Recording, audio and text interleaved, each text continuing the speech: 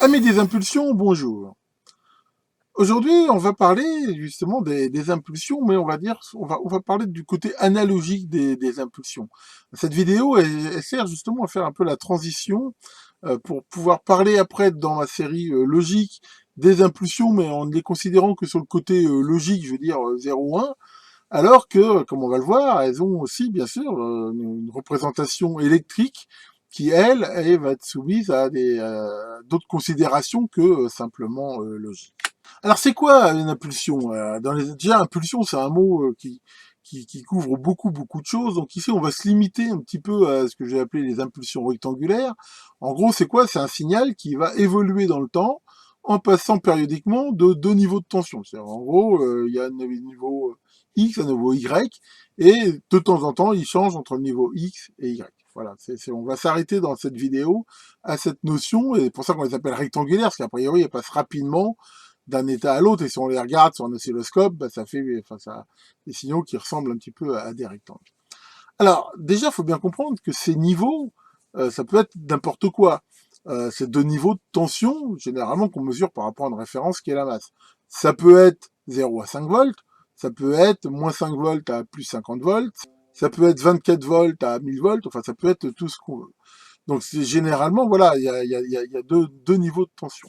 En même temps, quand ces impulsions représentent une information binaire, il y a aussi une notion qui dit, généralement, on prend par convention un 1 et un 0, un vrai et un faux. Enfin, je veux dire, à un moment, je veux dire, c'est binaire. En gros, il y a une info ou il n'y a pas. Hein, dans les vieux téléscripteurs, on appelait ça mark space. Enfin, il y a plein de notifications. Enfin, voilà, généralement, on se dit, voilà, le niveau, par exemple, 0 volt, ça représente 0, hein, c'est un 0 logique, on va dire, et 5 volts, c'est un 1. Mais voilà, typiquement, une impulsion, ça peut être n'importe quoi. Et comme on veut le voir, c'est des tensions qui peuvent être donc positives ou négatives. Hein. En ECL, par exemple, on a des tensions négatives. Alors une autre notion qui est très importante, c'est les fronts, hein, et j'y reviendrai dans la partie logique dans une autre vidéo. Les fronts, c'est très important. En fait, c'est le moment où le signal il change de niveau. On va voir que eh ben, il peut passer de 0 à 1 et de 1 à 0.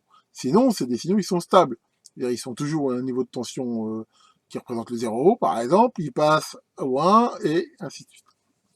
Donc voilà un petit peu l'idée. Alors, où c'est un petit peu compliqué des fois, c'est pour ça que j'ai mis ici cette attention, c'est que dans la mesure où le signal il représente quelque chose de logique, bah, c'est quelle convention on prend. C'est-à-dire qu'entre ces deux tensions, souvent il y en a une qui est positive, négative. Par convention, sur un oscilloscope, plus c'est positif, plus ça va vers le haut. Donc, quelle est la tension qui représente un 1 et la tension qui représente un 0? Alors que souvent, bah, c'est le plus logique. Si on prend un signal TTL, on va dire, c'est en tour de 0 volts, c'est un 0, en tour de 5 volts, c'est un 1, et puis c'est assez logique. En bas, c'est 0, en haut, c'est 1. Bon, c'est souvent comme ça. Mais pas toujours. Des fois, il y a ce qu'on appelle de la logique négative ou inversée, où on va dire que l'absence de signal, par exemple, c'est 5 volts, et la partie active du signal, c'est 0 volts. On trouve ça, par exemple, là, je travaille en ce moment sur des lasers. On peut piloter ces lasers avec des signaux TTL, mais de façon à ce que le laser fonctionne, qu'on le branche sans avoir besoin de mettre de signal, eh ben c'est quand il y a 0 volt TTL, il est allumé. Hein, c'est-à-dire que pour l'éteindre, en fait, il faut mettre un 1. Si on considère que la partie active, c'est laser allumé, bah là, on voit que c'est inversé. Ça veut dire qu'il faut mettre un 1 pour l'éteindre, en fait. Donc voilà, c'est ça qui des fois est un petit peu compliqué et qui fait, comme on le voit, de la confusion dans la mesure où quand on est en logique négative, si je dis une impulsion négative, c'est quoi qui est négative? C'est qu'elle passe de 1 à 0 quand elle donne une info ou que réellement la tension qui la représente est négative. Bon, c'est généralement pas si confusant que ça, mais voilà, j'ai vu des cas où ça faisait un peu des confusions, genre il faut mettre une impulsion négative pour éteindre le laser. Voilà, si on entend un truc comme ça, c'est quoi négatif, c'est quoi positif. Enfin voilà, en gros, hein, c'est un petit peu ça. Bon, généralement, quand on est dans un système, on connaît les deux valeurs de tension et ça lève l'ambiguïté. Alors ici, voilà, on voit deux représentations. Donc là, on est à gauche dans un système, on va dire, de logique positive où le 0 c'est 0 volts, et dire l'état actif c'est V+. Et ici on voit deux notions qui sont intéressantes, qui sont le front montant, bon, c'est facile à comprendre, c'est le moment où la tension elle monte, et le front descendant, le moment où elle descend. En anglais, c'est rising, ça veut dire monter, c'est le rising edge. Un edge, c'est le bord, ça veut dire que c'est le front qui monte, et falling edge, c'est le bord qui descend. Par contre, on voit aussi la notion de leading edge et trailing edge. Alors, c'est plus difficile à comprendre. En fait, leading, on va dire, c'est plutôt le début de l'impulsion et le fin. Et ici, on voit que dans une logique positive, le début correspond au front montant. Mais si on est dans une logique négative, on voit que l'état normal, on va dire, c'est un 1, et quand il y a une info, c'est 0, bah, le début de l'impulsion, bah, c'est toujours leading, mais par contre, c'est un falling edge, on voit que ça descend et que ça monte. Voilà, en fait, ici, dans une certaine logique, on pourrait dire que ça, c'est une impulsion positive, c'est une impulsion négative, mais on voit que les tensions sont toujours positives. C'est là que, comme je disais, qu'il peut y avoir une confusion. Enfin bon, voilà, ça en gros c'est les niveaux. Généralement, quand on utilise des impulsions, la première chose qu'on va se dire, des genres d'impulsions logiques, c'est qu'est-ce qui représente un 0 et un 1, et d'avoir cette notion de front.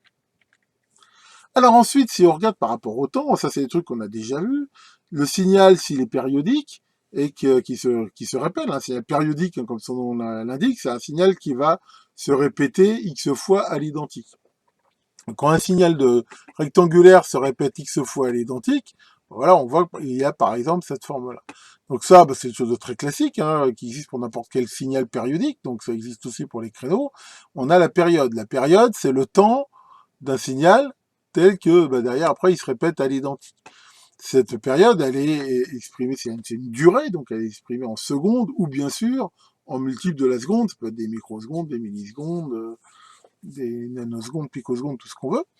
Et on retrouve la fréquence. Hein. La fréquence, c'est l'inverse de la période. Hein. C'est en Hertz, hein. C'est 1 sur la période.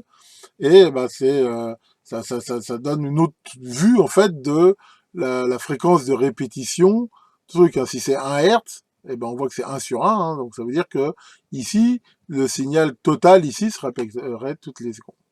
Ensuite, les impulsions, elles sont pas forcément symétriques. Et ça, on l'a déjà vu hein, dans la notion de rapport cyclique. Bah, il y a le temps de l'impulsion on et off. Alors, encore une fois, ça dépend de la logique qu'on prend. Enfin, là, on va rester dans la logique positive. Donc, T on, c'est le temps où l'impulsion est à 1, et T off, c'est le temps où il est à 0. C'est évident que T on plus T off, c'est égal à la période. Et ce qu'on a déjà vu, hein, je vous ai déjà fait une vidéo là-dessus, le rapport cyclique, bah, c'est la proportion de T on sur la période. Donc quand c'est un signal à 50% de rapport cyclique, bah, c'est que T on vaut un demi de la période. Ici, dans mon exemple à vue de nez, T on, il vaut à peu près un tiers, donc on aurait un rapport cyclique là de 30%. Donc voilà, ça, c'est déjà des caractéristiques très importantes de signal périodique. Alors attention, quand on est en logique, les signaux ne sont pas forcément périodiques. Si on regarde le signal qu'il y a sur un bus d'adresse, par exemple, ou un bus de données d'un microprocesseur, on trouvera généralement pas réellement de fréquence, parce que c'est des signaux qui sont pas périodiques dans la mesure où ils se répètent pas à l'identique. De temps en temps, il y a une impulsion, de temps en temps, il n'y en a pas. À ce moment-là, cette notion de fréquence, elle a plus tellement de raison d'être. Éventuellement, on peut avoir un T-on, un T-off, des impulsions et encore. Bien sûr, notre impulsion, voilà, on voit sur papier, elle passe de 0 à 1 et de 1 à 0, mais dans la réalité, elle met un certain temps à le faire. Il n'y a rien d'infini hein, dans la nature, à part la bêtise humaine peut-être. Mais enfin, toujours est-il que il faut donc un certain temps pour s'établir et pour se baisser. Donc ça, c'est ce qu'on va appeler le temps de montée. Hein, c'est très facile. En anglais, hein, j'ai mis ici les termes en anglais parce que c'est souvent ce qu'on voit sur les oscillos, sur les trucs comme ça. Hein, le temps de monter, donc c'est rise time, et le temps de descendre, fall time, c'est-à-dire le temps pour monter. Et là-dessus, il y a une norme hein, qui est quasiment admise depuis très très longtemps par tout le monde. C'est que ce temps de montée, il se mesure entre 10% et 90% de la valeur totale de l'amplitude de l'impulsion. C'est-à-dire pour ça, hein, si on regarde bien sur les graticules des oscilloscopes analogiques, très souvent on voit ces deux traits qui sont ici, qui servent justement à mesurer ça. Et donc, on mesure ici le temps de montée et ici le temps de descendre. Donc il s'exprime bien sûr hein, comme la période, hein, comme la durée de l'impulsion. En fait, si on regarde, si on considère la largeur de l'impulsion qui se mesure généralement à 50% ici, voilà, bah, c'est un temps, donc le temps de montée, le temps de descente, c'est aussi exprimé en multiple ou sous-multiple de la seconde. Et donc, ces temps de montée, c'est pareil, hein, j'en ai déjà parlé, j'en reparlerai dans d'autres vidéos, ça peut avoir des incidences très fortes. Ça, la plus grosse incidence, c'est que de toute façon, comme le temps de montée et le temps de descente, comme on l'a vu souvent, il est fixe, bon, on s'aperçoit que de toute façon, voilà, c'est eux qui vont fixer la durée minimum de l'impulsion, et on pourra pas avoir d'impulsion plus rapide, on va dire, que le temps de montée et le temps de descente du système. Ça, c'est pour ces deux paramètres qui sont très importants. Hein. Alors, j'ai mis ici, deux fois ça s'appelle le pulse decay time, le full time, hein, c'est le temps de descente. Bon, voilà. Alors en fait, dans la réalité, c'est encore même beaucoup plus compliqué que ça. C'est que souvent, les impulsions, elles vont avoir ce qu'on appelle de l'overshoot et de l'undershot. Hein, c'est-à-dire que, bon, c'est pareil, pour l'instant, on va pas trop étudier le pourquoi de ça, mais il arrive très souvent que les impulsions ici, quand elles, je veux dire, elles continuent un peu sur leur élan ici, et elles ont un dépassement aussi au début, et pareil ici à la fin. Alors ça, là, on voit, par exemple, une impulsion qui, en théorie, doit pas être négative, elle peut être négative pendant un petit moment, et en même temps, il peut aussi y avoir ce qu'on appelle du ringing. C'est une sorte d'oscillation, voilà, ici, hein, qui se produit. On voit aussi que le front ici, des fois, il n'est pas forcément toujours droit, voire, voilà, il descend, mais des fois, il peut aussi monter. Enfin, si on regarde, c'est dans la réalité, c'est souvent plus compliqué. Dans la mesure où ici, où je parle plutôt des impulsions, je veux dire, dans les systèmes logiques, c'est pas forcément important ici. Ce qui compte, c'est, on va dire, c'est par rapport ici à 50%, par exemple, bah, tout ce qui est au-dessus, c'est 1, tout ce qui est en dessous, c'est 0. Donc on voit que c'est généralement, c'est pas très gênant. Sauf si, par exemple, le ringing fait que la partie ici qui descend, elle descend tellement que, ben, elle redescend sous le 0. À ce moment-là, ça va faire des bêtises, hein. Ça fait un petit peu comme des rebonds de contact. Enfin, ça peut faire des choses. Donc, c'est important de mesurer ça, sachant que dans l'idée, ce qu'on cherche toujours, c'est essayer d'avoir ce qu'on a les impulsions les plus propres, entre guillemets, possibles, c'est-à-dire qui ressemblent le plus possible à un rectangle. Alors, il n'y a même pas que ça, hein. Enfin, c'est très complexe, hein. Après, il y a ce qu'on appelle le jitter. Hein, ça, c'est un terme qui arrive assez souvent. Le jitter, sur un signal d'horloge, par exemple, on va dire, c'est une sorte de bruit de phase quelque part. C'est que, de façon plus ou moins cyclique, les fronts ici dans le temps, ils vont un petit peu bouger. Et là, on voit très bien ici sur ce schéma qu'en bleu, c'est la théorie. Hein, voilà ce qu'on voudrait. Et en pratique, si on mesure, on voit que dans le temps, ici, ça change. C'est un petit peu, enfin, il peut aussi y avoir ça sur l'amplitude, c'est une sorte de parasite, hein, mais c'est ça qu'on appelle le jitter. Il peut y avoir aussi une fréquence qui est pas stable. Enfin, comme tous les signaux, il peut y avoir après des effets parasites dessus qui sont avec des effets plus ou moins importants sur le signal. Enfin voilà, hein, c'est déjà on voit que sur un simple signal carré comme ça logique, déjà finalement il y a pas mal de paramètres et il peut y en avoir bien plus. Hein, après quand on fait vraiment du traitement de signal, les impulsions ça sert pas qu'à la logique. Hein, c'est très intéressant d'étudier la réponse d'un amplificateur, par exemple d'un système à une impulsion. Enfin, il y a des modèles mathématiques par rapport à ça. Ça, on peut en déduire beaucoup de choses. La bande passante, enfin, c'est quelque chose de très très riche, hein, aussi bien, je veux dire, en théorie qu'en pratique. Et c'est pas comme ça avec une petite vidéo qu'on va faire le tour du truc. Hein. Là, le truc, c'était de vous montrer un peu les paramètres principaux. Justement, les oscilloscopes numériques modernes sont relativement très riches quand ils mesurent des impulsions comme ça, et ils vont permettre de mesurer pas mal des paramètres qu'on a vu ici. Donc là, voilà un shoot écran d'un rigole, par exemple. On va essayer de regarder rapidement toutes les données sur n'importe quel signal, mais ça marche aussi sur des rectangulaires. Il y a Vmax, Vmin, donc là c'est facile à comprendre, c'est par rapport à la masse, le point le plus haut de l'échantillon, là il est à 5,4 volts, le plus bas à moins 160. VPP, c'est la tension crête, hein, crête à crête, en gros c'est la différence entre le point le plus haut et le plus bas. Après il y a Vtop, Vbas et Vamp. Alors là c'est un petit peu plus compliqué à comprendre. En fait, dans le cas des impulsions, il essaye de regarder, c'est un petit peu la moyenne du signal haut et du signal bas, et faut le voir un peu comme ça. Et donc Vtop, c'est on va dire c'est le niveau moyen haut, V bas c'est le niveau moyen bas, et Vamp, ben, c'est la différence entre les deux. Après, il y a V-average. Donc, average, c'est la moyenne, hein, ça c'est la tension moyenne. Alors, sur un signal carrée comme ça, elle va dépendre pas mal du rapport cyclique. Sur un signal sinusoïdal référencé à 0, par exemple, la valeur moyenne, c'est 0 volts. Hein, ou comme on l'a vu, ça peut être l'offset. RMS, c'est root mean square. Hein, bon, on va pas, c'est pas le but de la vidéo, mais en gros, c'est la tension continue qui donnerait la même puissance dans la même charge que ce signal-là. Over et près correspond à l'overshot et là ils appellent pas ça undershot, ils appellent ça pré-shot, je crois, un truc comme ça. Mais enfin en gros c'est le pourcentage. Alors là la résolution du signal est pas très bonne, mais voilà c'est l'overshot et le undershot, c'est-à-dire le déplacement. Là il est de 3,1% dans les deux cas. Ensuite on a la période, hein, donc ici on voit qu'il est bien exprimé en sous-unité de la seconde. La fréquence qui est l'inverse de la période, hein, donc ici. Ici, le temps de montée, le temps de descente, sachant que dans la mesure où là, il est très court par rapport à la fréquence d'échantillonnage, il n'est pas capable de le mesurer de précision, mais il dit qu'il est inférieur à 60 microsecondes. Après, enfin, c'est pareil, le but, c'est pas de parler des oscilloscopes. Enfin, on voit qu'il est capable de donner la mesure ici, sachant que si on balaye plus vite sur le front, on aurait une valeur meilleure. Ensuite, il va donner la durée positive et négative. Hein, en fait, c'est ce que j'ai appelé T-on, T-off, c'est-à-dire en gros, c'est le temps ici, hein, et le temps ici. Et donc, grâce à ça, il est capable d'en déduire le rapport cyclique. Donc, le rapport cyclique, c'est le rapport du T-on, hein, donc de plus width, là, sur la période. Et il donne aussi le rapport cyclique inverse. C'est-à-dire, en gros, c'est le rapport, c'est le temps bas ici par rapport à ça. Bon, en gros, plus d'uti, plus moins d'uti, ça fait toujours 100%. Hein, mais voilà. Donc voilà, ça c'est le genre de truc que très classiquement on va pouvoir mesurer sur un oscilloscope.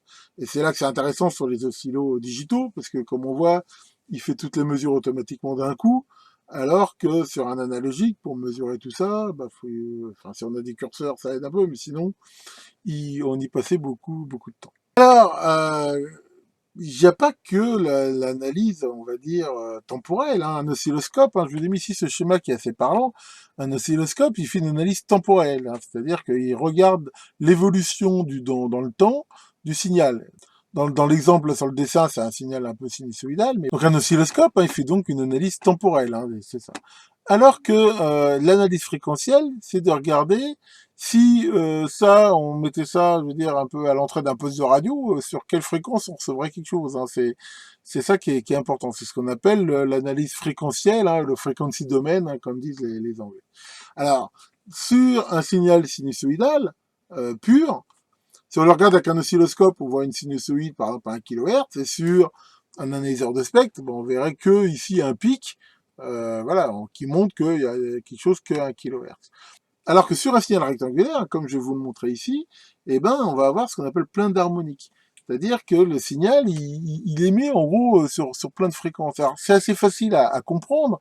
Plus un signal rectangulaire monte vite, plus il est équivalent à une sinusoïde ici qui irait très vite ici.